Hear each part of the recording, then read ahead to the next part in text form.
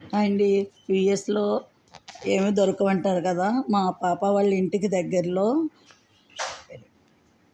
ఒక మాలిక్ షాప్ ఉంది.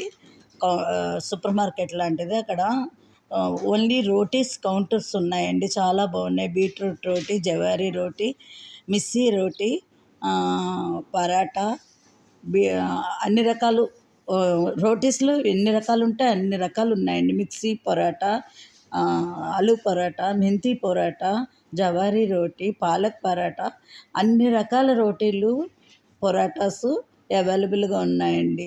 ఇండియాలో దొరకవు ఏమి అంటారు ఇప్పుడు, కానీ ఇలాంటి అన్ని రకాలు దొరికిన కౌంటర్లు, రోటీలు ఉన్న కౌంటరు వెరైటీగా అనిపించింది కదా. ఇలాంటిది మన ఇండియాలో కూడా ఉంటే చాలా బాగుంటుంది.